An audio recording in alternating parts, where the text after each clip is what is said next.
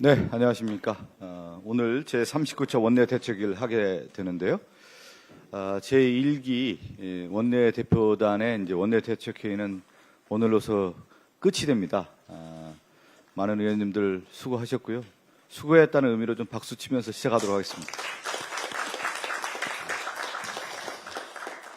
네, 제39차 원내대책회의 박찬대 원내대표의 발언으로 시작하겠습니다.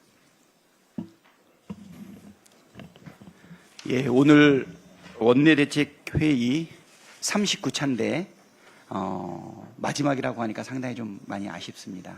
네. 그래서 오늘은 전부터 저도 우리 이재명 대통령님처럼 한번 꼭 해보고 싶었던 게 순서를 바꿔서 한번 해보고 싶어서요. 그래서 오늘은 정말 존경하는 우리 진성준 정책위 의장님부터 발언을 하고 오른 발언자들 발언이 끝나고 나면 제가 마무리해야 하는 것으로 그렇게 해보면 어떨까요? 네, 좋습니다.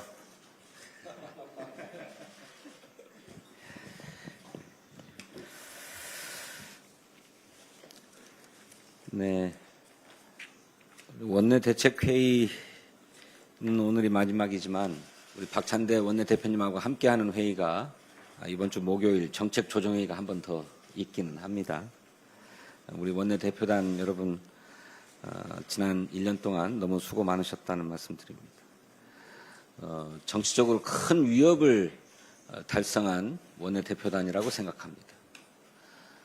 무도한 권력을 파면하고 또 새로운 대통령 선거를 치러서 승리로 이끌어낸 것은 우리 원내대표단이 22대 국회에서 앞장서 싸워주신 덕분이라고 생각합니다. 그 노고에 경의와 감사를 드립니다. 어제 이재명 대통령께서 속도감 있게 추경을 편성할 것을 정부에 지시했습니다. 환영합니다. 경기 회복과 소비 진작이 정말 절실한 우리 경제 상황에서 매우 시의적절합니다. 국제금융기관들이 예측하듯이 과감하고 신속한 추경 편성은 우리 경제 성장률 회복에 기여할 것입니다. 온 국민이 민생 회복을 체감하기 위해서는 규모 있는 추경 편성이 필요합니다.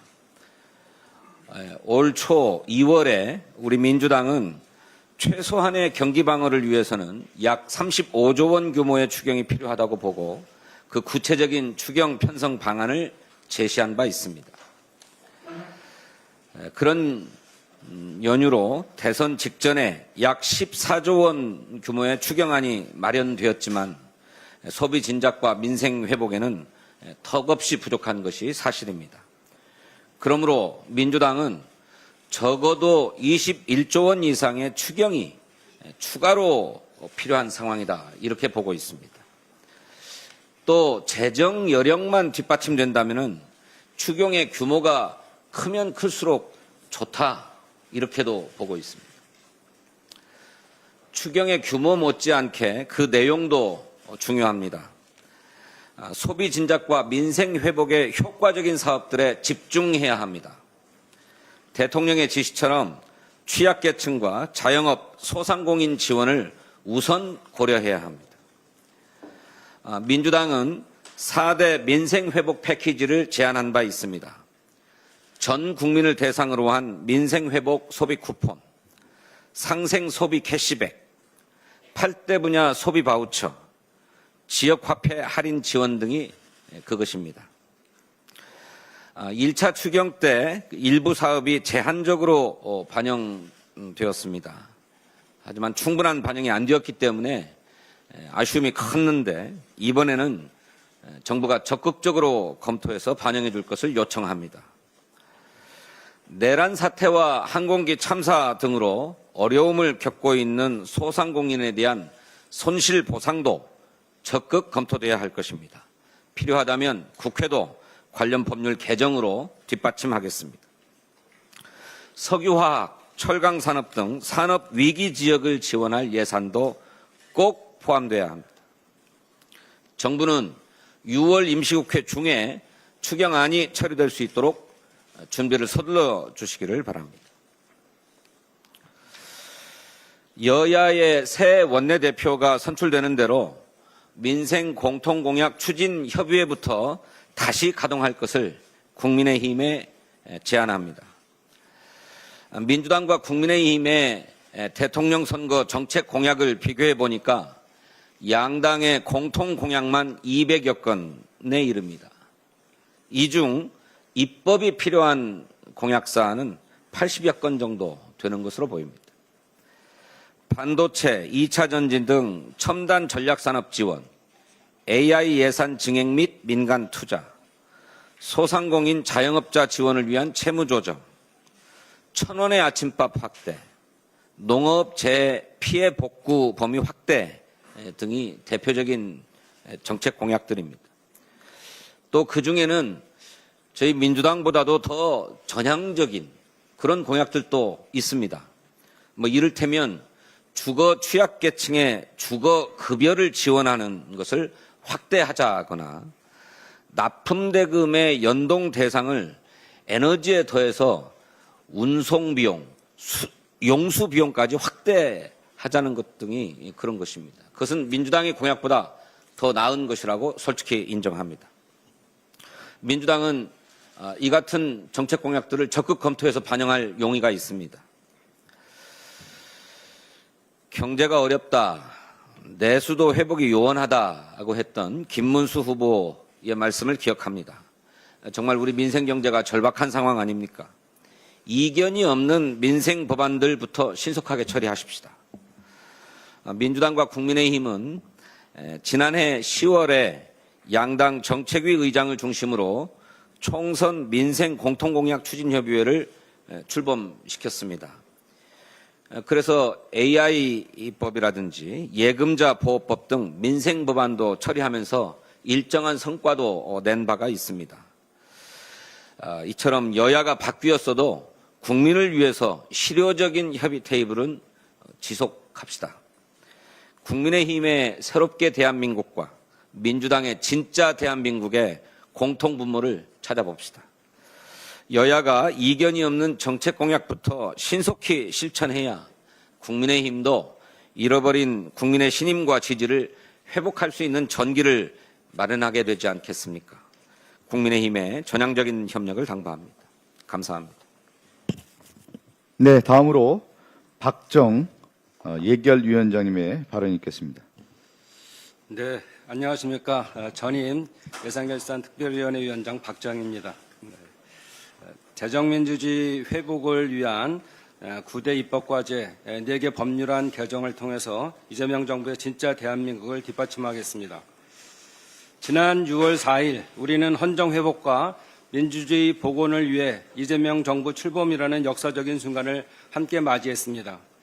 2024년 12월 3일 비상기업 사태, 14일 탄핵소추, 그리고 2025년 4월 4일 헌법재판소의 대통령 탄핵 인용이라는 거대한 정치적 변곡점을 지나 마침내 6월 4일 위대한 국민의 손으로 정권이 교체되었습니다. 이것은 단순한 정권 교체가 아니라 국민 주권 승리의 대서사입니다. 이재명 정부의 출범은 비정상 권력을 바로잡고 정상적인 민주주의로 돌아와라는 국민의 명령입니다. 이제 우리는 쓰러졌던 민주주의를 일으켜 세우고 진짜 대한민국을 시작할 것입니다. 저는 오늘 민주주의의 완전한 복원을 위해 재정민주주의를 바로 세워야 한다는 말씀을 드리고자 합니다. 재정은 민주주의의 심장입니다. 국민이 낸 세금은 국민을 위해 국민의 뜻에 따라 쓰여야 합니다. 그것이 헌법이 말하는 민주공화국의 기본 원리입니다. 하지만 지난 윤석열 정부 3년간 기획재정부의 독점적 예산 편성과 운영, 불투명한 기준, 국회 심의 무력화 등으로 재정민주주의의 근간이 심각하게 흔들렸습니다. 예산 증액은 기재부의 부동의 전략으로 사실상 차단되었고, 감세정책은 국민적 논의 없이 밀어붙여 복지 축소를 야기했습니다. 게다가 정권을 넘겨받은 2022년 실제 국세 수입 규모가 전년 대비 약 52조 원이 증가한 상태에서 출발했던 윤석열 정부는 2023년 56조 4천억 원, 지난해 30조 8천억 원 등 7조 원에 달하는 대규모 세수 결손을 초래했고 이에 따라 기금 돌려막기, 지방 교부금 삭감 등을 감행하기도 했습니다. 심지어 올해도 세수 결손이 예상됩니다. 이런 상황에서도 권력기관이 불투명한 특수활동비 증액, 최근 드러난 대수영장 설치 의혹 등에 나타난 대통령실 이전 예산의 불투명한 처리 등 윤석열 정부의 그 모든 형태는 헌법이 정한 국회 예산심의의 권한을 무력화시키고 국민의 감시를 배제한 전형적인 권력 오남용이었습니다. 단순한 행정적 실패가 아니라 세금을 국민의 손에서 빼앗은 구조적 전횡이었습니다. 지난 1년간 국회 예산결산특별위원회 위원장으로서 2025년도 예산안과 윤석열 정부 1차 추경안을 심사하면서 재정민주주의를 바로 세워야 할 필요성을 누구보다 뼈저리게 느꼈습니다. 그래서 지난 국회 예산결산특별위원회는 윤석열 정부의 재정 전횡에 맞서 헌정사상 최초로 감액만으로 심의한 예결안을 의결했고 2014년 이후 처음으로 법정 시한 내 예결위 예산 심사를 마무리한 첫 사례를 기록하는 등 국회의 권한을 실질화하기 위한 의미 있는 발자취를 남겼습니다. 비록 지난 5월 29일로 예결위 위원장으로서의 임기를 마쳤지만 1년의 경험을 바탕으로 재정민주주의 회복을 위한 9대 입법과제 4개 법률안 개정을 제안하고자 합니다. 첫째, 정부의 겁으로 자동 부의되던 예산안을 국회가 실질적으로 심의하고 결정할 수 있도록 예산 자동 부의제를 폐지해 예산 심의권을 회복해야 합니다. 국회 선진화법으로 탄생한 이 제도는 선진화가 아닌 예산심의 태보화법이었습니다. 둘째, 국가재정법을 개정해 정부의 증액 동의권을 제한하여 적어도 세부 사업의 증액은 정부 동의 없이도 국회가 증액시킬 수 있어야 합니다. 또한 예비비는 분기마다 국회에 보고하게 만들며 세수 오차가 커지면 추경을 의무적으로 편성하도록 해야 합니다. 셋째, 지방교부세법. 넷째, 지방교육 재정교부금법을 개정해 기재부가 마음대로 지방교부금을 미교부하지 못하도록 해야 합니다. 이번 9대 입법과제 4개 법률안 개정은 국회 예산심의권을 확대하여 국민의 세금을 국민이 통제할 수 있도록 하자는 취지입니다. 윤석열 전 대통령의 탄핵 그리고 이재명 대통령의 당선은 민주주의 회복의 시작입니다. 이제 재정민주주의 회복을 통해 민주주의 완성을 이룩할 때입니다. 민생을 위해 재정주권을 국민의 손에 돌려드리도록 하겠습니다. 감사합니다. 네, 다음으로 박찬대 원내대표의 발언이 있겠는데요. 박찬대 원내대표께서 60 민주항쟁 기념식이 있어서 발언하시고 이석을 하도록 하겠습니다. 박찬대 원내대표의 발언이 있겠습니다. 오늘은 60 민주항쟁 제38주년입니다. 1987년 우리 국민은 전두환 군사 정권의 독재 연장 음모에 맞서 싸웠고 대통령 직선제를 쟁취해냈습니다. 38년 전 민주주의를 지켜낸 시민 항쟁의 정신은 2025년 빛의 혁명으로 이어지며 내란 수계를 파면하고 국민 주권 정부를 탄생시킨 원동력이 됐습니다. 민주당은 대한민국의 모든 위기를 기회로 만들어 온 대한국민과 함께 내란 종식과 민생 회복, 경제 성장과 국민 통합이라는 국가적 과제를 반드시 완수하겠습니다. 모든 권력이 국민으로부터 오는 나라, 국민 모두가 함께 잘 사는 나라를 만드는 듬직하고 유능한 집권 여당이 되겠습니다. 이재명 대통령께서 속도감 있는 추경 편성을 지시했습니다. 민주당은 정부와 신속히 협의해 내수 진작과 자영업자 소상공인 지원을 위한 최소 20조 원 이상의 추경 예산 편성에 착수하겠습니다. 지역화폐를 통한 민생회복 지원금 지급 등 국민이 피부로 체감할 수 있는 경기 부양책을 마련해 경제의 숨통을 틔우겠습니다. 정부가 민생경제 회복에 총력을 기울이고 있는 만큼 민주당은 할 수 있는 모든 방법을 다 동원해 민생과 경제를 살리는 데 최선을 다하겠습니다. 민생 앞에 여야가 없는 만큼 국민의 힘도 적극 협력해 줄 것을 기대하고 또 촉구합니다. 이르면 오늘 내란 특검, 김건희 특검, 해병대원 특검 등의 3대 특검법이 공포될 예정입니다. 민주당은 최대한 빨리 특검 후보자를 추천해서 각 특검이 신속히 수사에 착수할 수 있도록 최선을 다하겠습니다. 윤석열의 비아폰 기록이 삭제되고 조태영 전 국정원장의 내란 방조 정황이 뒤늦게 확인되는 등 시간이 갈수록 내란의 증거들이 인멸되고 있습니다. 또한 김건희 명태균 게이트의 수많은 국정농단 의혹과 해병대원 순직 사건의 진실도 하루빨리 규명해야 합니다. 어제의 범죄를 벌하지 않으면 내일의 범죄에 용기를 주게 될 뿐입니다. 민주당은 3대 특검을 통해 대한민국의 정상화를 이루어내겠습니다. 민주당 제2기 원내대표 선출을 위한 합동토론회가 오늘 열립니다. 기호 1번 김병기 후보, 기호 2번 서영교 후보의 불꽃 튀는 토론회를 오후 2시부터 민주당 유튜브 채널 델리민주를 통해 보실 수 있습니다. 잘하기 경쟁에 나서는 두 후보님들의 토론을 기대하고 응원합니다. 대한국민과 언제나 함께할 공동 운명체 민주당의 새 원내사령탑 선출에 국민 여러분의 많은 관심을 부탁드립니다. 이상입니다. 네, 박찬대 원내대표께서는 이석을 하시겠고요. 다음으로 김용민 정책수석의 발언이 있겠습니다. 네, 지난 1년간 계엄 빼고 국회의원으로서 할 수 있는 것들은 다 해본 것 같습니다. 남은 시간 잘 마무리하도록 하겠습니다. 오늘은 60항쟁 38주년입니다.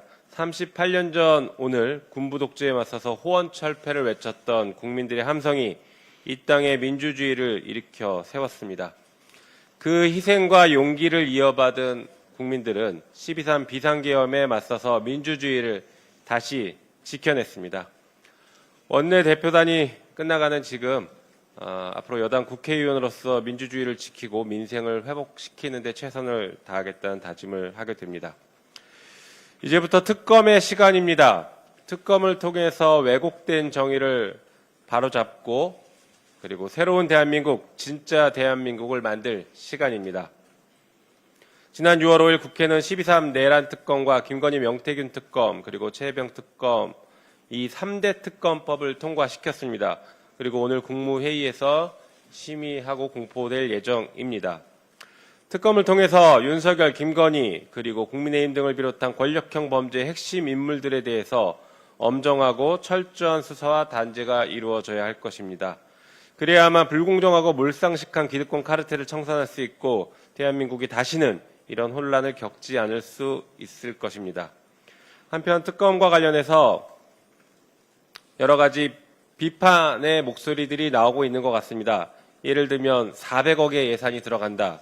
그리고 검사 120명이 투입돼서 검찰청이 다른 수사하기 힘든 건 아니냐. 이런 비판의 목소리가 일부 나오는 것 같습니다. 훼손된 민주주의를 바로 세우고 그리고 무너진 정의를 바로잡는데 과감하고 신속한 조치가 필요합니다. 지난 대선 과정에서의 열망을 고려하면 이번 특검은 반드시 추진되어야 할 것입니다. 일단 400억 예산이 들어간다는 비판에 대해서 잠시 말씀드려 보겠습니다. 400억 예산이 들어가더라도 앞으로 다시는 내란이 없는 나라를 만들고 그리고 군인들이 억울한 죽음을 당하지 않는 그런 나라를 만들고 그리고 다시는 주가 조작하지 않는 그런 나라를 만들 수 있다라고 하면 충분히 투입해야 될 예산 아닌가 되묻고 싶습니다. 한편 검사 120명이 투입된다라고 하는데 5개월 이내에 사건들이 다 종료될 것입니다. 그래서 검사 120명이 투입돼서 신속하게 그리고 철저하게 수사를 할 수 있다는 것은 우리 대한민국이 그 정도는 충분히 감내할 수 있고 감당할 수 있는 국가적 역량을 갖추고 있다고 생각하기 때문에 신속하고 단호한 조치를 취할 필요가 있다는 것 다시 한번 강조드리겠습니다. 이상입니다. 네, 다음으로 이정문 정책위 부의장의 발언이 있겠습니다. 진짜 대한민국을 맞이한 지 어느덧 일주일이 지났습니다. 이재명 대통령께서 국회 본청을 걸어 들어오시던 그 모습이 아직도 눈에 선합니다. 지난해 12월 3일 국회를 장악하려는 계엄군에 맞서 시민들과 국회 보좌진이 맨몸으로 맞서 싸우던 바로 그 장소를 지나 대통령께서 국민 앞에 취임 선서를 하셨습니다. 그 감격의 순간은 결코 잊을 수 없습니다. 국민 여러분께서 주권 행사로 이재명 정부에 부여한 사명이 무엇인지, 어떤 대한민국을 기대하고 있는지 잘 알고 있습니다. 지난 겨울 국민과 함께 그려온 진정한 민주공화국을 실현하기 위해 무거운 책임감과 사명감으로 임하겠습니다. 이재명 정부의 성공적인 국정 운영을 위해 집권 여당으로서의 역할을 다하겠습니다.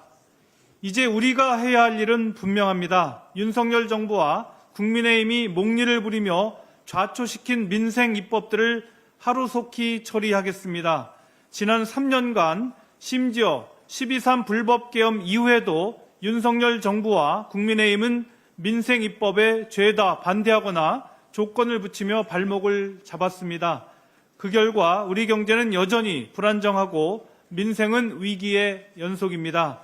더 이상 미룰 수 없습니다. 이재명 대통령께서도 민생 회복과 경제 살리기를 거듭 강조하신 만큼 관련 법안 처리를 최우선 과제로 두겠습니다.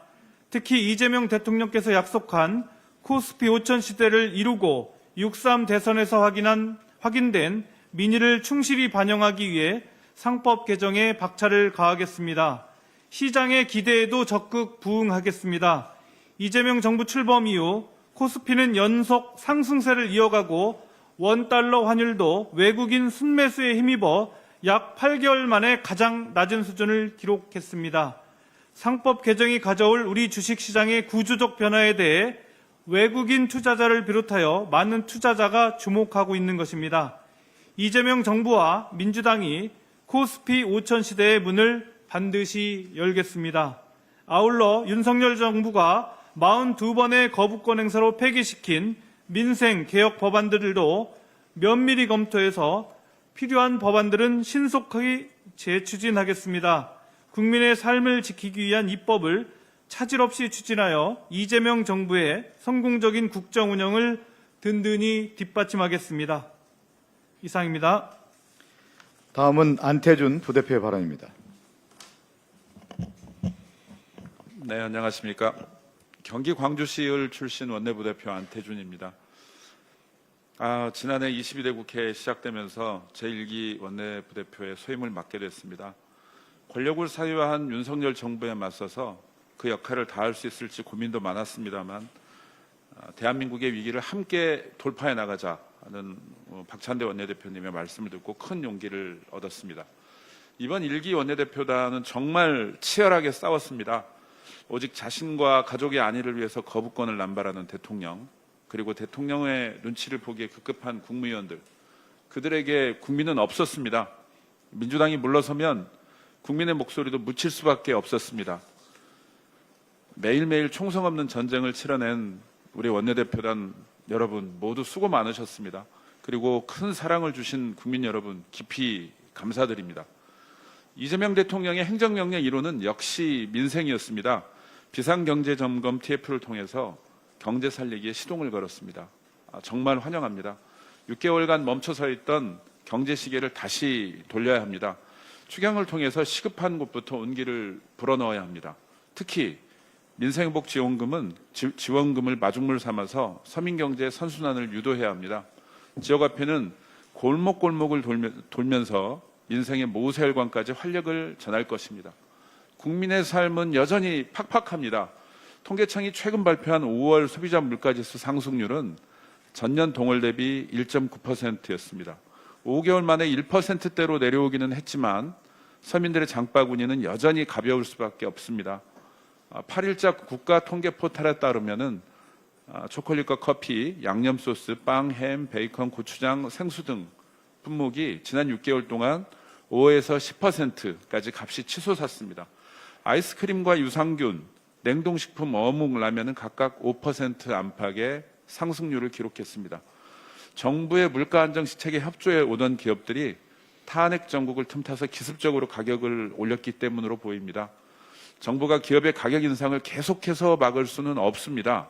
그러나 정치적으로 불안정한 상황을 이용해서 기업들이 국민과 고통을 함께 나누지 못했다는 점은 정말 안타깝기는 합니다.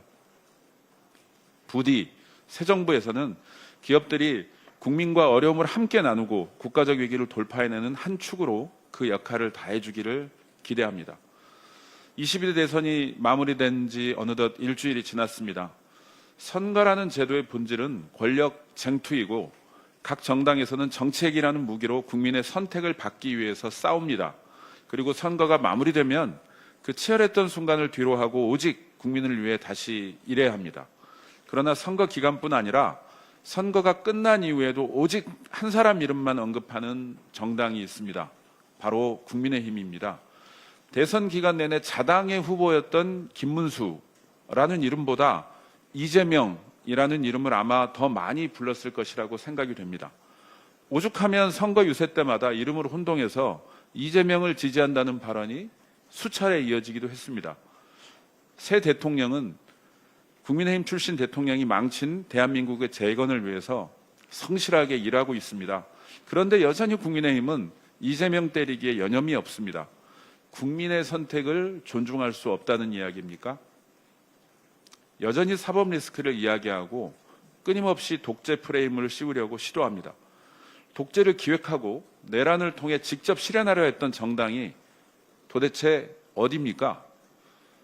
국민 갈등을 봉합하기 위해서 국민 대통합을 이뤄달라던 대통령을 향한 당부는 모두 거짓이었습니까? 반성을 모르는 정당에게 미래는 없습니다. 국민은 이재명을 선택했고 정당은 그 선택을 따라야 합니다. 국민을 분열시키고 통합을 저해하는 정치 세력은 분명 국민의힘이라는 것을 명심하시기 바랍니다. 대한민국 국민 여러분, 우리 더불어민주당은 더 낮은 정당이 되겠습니다. 국민을 주인으로 섬기며 국민의 뜻을 실현하는 정당으로 언제나 함께하겠습니다. 진짜 대한민국을 만들어가는 길에 더불어민주당이 제일 앞에 서서 길을 내고 땅을 다지겠습니다. 이재명 정부를 반드시 성공시켜서 대한민국의 위기를 반드시 극복해내겠습니다. 감사합니다.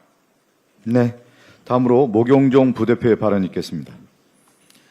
네, 오늘은 원내 부대표로서 참석하는 마지막 회의입니다. 지난 1년 동안 원내를 이끌어주신 박찬대 원내대표님과 그리고 진성준 의장님 비롯해서 모든 분들 정말 고생 많으셨습니다. 그리고 매주 화요일, 목요일 아침 9시마다 함께해 주신 우리 언론인 분들과 함께해 주신 모든 분들께도 감사 인사를 전합니다. 여당 원내 부대표로 참석하는 첫 번째 회의인데 이게 마지막 회의가 된다는 게 참 애석하기도 합니다. 작년 12월 3일 불법 비상계엄 시도부터 올 6월 3일 21대 대선까지 지난 183일의 여정은 결코 순탄하지 않았습니다. 추운 겨울 광장에서 서로의 온기이자 빛이 되어서 내란 세력에 맞섰고 마침내 국민의 손으로 새로운 대통령을 세웠습니다. 국민들의 힘으로 민주주의를 지켜냈습니다. 하지만 지금도 여전히 작년 겨울에 머물러 있는 분들이 국회에 있는 것 같습니다. 어제 국민의힘 의원총회에서는 성찰 대신 책임 회피와 정치 공세가 가득했다고 합니다. 상식적인 쇄신을 외치는 그 당의 젊은 정치인이자 비대위원장의 목소리를 귀 기울여 주시기를 또 다른 청년 정치인으로서 간곡히 부탁드립니다. 게다가 이재명 대통령의 파기환송심 연기를 두고 헌법에 따라 내린 사법부의 판단을 독립성 포기라며 매도하고 있습니다. 윤석열이 불법 비상계엄으로 헌법을 짓밟을 때는 침묵하더니 이제 와서 헌법이 보장한 대통령의 불소추 특권을 흔들어서 국정수행을 초장부터 방해하고 있습니다. 이쯤이면 헌법도 방탄헌법이라고 매도할 기세입니다. 국정 발목 잡기로 국민마저 이겨보겠다는 심보입니까? 이번 선거를 통해서 국민이 내린 명령은 지난 총선에 이어서 분명하고 명확합니다. 무너진 정의를 바로 세우고 민생을 회복하며 불공정과 혐오로 얼룩진 정치를 끝내라는 국민의 명령입니다. 그러나 국민의힘은 이 국민의 요구에 응답하기보다 여전히 남 탓에 몰두하며 책임을 외면하고 있는가 아닌가 싶습니다. 윤석열 정권의 실정과 불법 비상계엄까지 국민의힘은 이 모든 책임으로부터 결코 자유로울 수 없습니다. 과거를 외면한 혁신은 없습니다. 남 탓이 아니라 책임을 인정하는 것이 먼저여야 합니다. 구태의연한 정쟁만 되풀이하는 정치에 국민은 더 이상 속지 않는 것이 이번에 또 드러났습니다. 선거는 끝났지만 진짜 대한민국은 이제부터 시작입니다. 서로를 공격하고 갈라치는 그런 정치가 아니라 함께 협력하고 결과를 만드는 정치로 나아갑시다. 특히 사회에 막 발을 담근 사회초년생, 자산을 만들어야 하는, 그래서 월급을 아끼고 또 아끼는 직장인, 결혼을 앞둔 예신, 예랑, 육아라는 큰 과업을 수행 중인 초보 엄마 아빠까지 앞으로 진짜 대한민국을 넘어서 진짜 청년들이 살기 좋은 대한민국을 만들어야 하지 않겠습니까? 그 길에 더불어민주당이 앞장서겠습니다. 집권 여당, 야당의 야당 역할이 아니라 국정에 대해 막중한 책임감을 함께 지고 있는 국민들의 여당 역할에 더불어민주당은 집중하겠습니다. 민주당은 빈틈을 보이지 않을 것입니다. 이재명 대통령과 국민주권정부와 함께 국민의 뜻을 최우선으로 두는 진짜 대한민국을 반드시 실현하겠습니다. 감사합니다. 네, 저도 한 말씀 드리겠습니다. 원내 수석부대표 박성준 의원입니다. 윤석열의 파면과 이재명 정부의 출범까지 더불어민주당 제1기 원내 지도부가 이뤄낸 모든 성과는 오롯이 국민 여러분의 뜨거운 성원 덕분입니다. 원내 수석 부대표로서 지난 13개월을 돌아보면 말 그대로 숨 가쁘고 치열한 날들의 연속이었습니다. 최혜병 특검법부터 윤석열의 반복된 거부권 행사, 12.3 비상계엄 사태와 윤석열의 탄핵, 그리고 대통령 선거 승리까지 하루도 긴장의 끈을 놓을 수 없었던 시간이었습니다. 돌이켜보면 윤석열과 내란 세력 일당들이 곳곳에 설치해둔 숱한 함정이 있었습니다. 그 위기를 극복할 수 있었던 가장 큰 힘은 바로 국민 여러분의 지지와 연대였습니다. 국민 여러분의 땀과 눈물 그리고 헌신이 있었기에 윤석열 정권을 조기에 종식시키고 마침내 이재명 정부를 출범시킬 수 있었습니다. 지난 13개월은 국민과 함께 써내려간 위대한 민주주의의 서사시였습니다. 진심으로 머리 숙여 감사드립니다. 이제 1기 원내 지도부는 이번 주를 끝으로 소임을 마무리합니다. 그러나 우리 앞에 놓인 과제는 여전히 무겁고 큽니다. 이제 내란의 잔재를 완전히 정리하고 무너진 국정을 바로 세워야 합니다. 멈춰선 경제를 다시 뛰게 하고 고통받는 민생을 반드시 살려내야 합니다. 검찰개혁, 사법개혁, 행정개혁, 경제개혁 등 수많은 과제가 우리 앞에 놓여 있습니다. 그 과제들은 이제 차기 원내 지도부의 손에 달려 있습니다. 저는 평양으로 돌아가 이재명 정부의 성공을 위해 모든 노력을 다하겠습니다. 지난 13개월 우리는 무례한 정권의 끝을 만들어냈습니다. 이제부터는 이재명 대통령과 함께 새로운 시작을 만들어갈 시간입니다. 국민과 함께 개혁과 성장의 길을 꿋꿋이 걸어간다면 국가는 정상화되고 국민의 삶은 반드시 나아질 것입니다. 회복과 성장, 통합과 번영의 길을 이재명 정부와 함께 열어가겠습니다. 끝으로 박찬대 원내대표님과 함께 지난 13개월을 뜨겁게 달려온 모든 의원님께 깊은 감사의 인사를 전합니다. 단 한순간도 국민을 향한 마음을 놓지 않았기에 윤석열의 파면과 대선 승리라는 역사적 성과를 이뤄낼 수 있었습니다. 국민과 역사가 기억할 것입니다. 진심으로 감사합니다. 제39차 원내대책회의를 마치겠습니다. 감사합니다.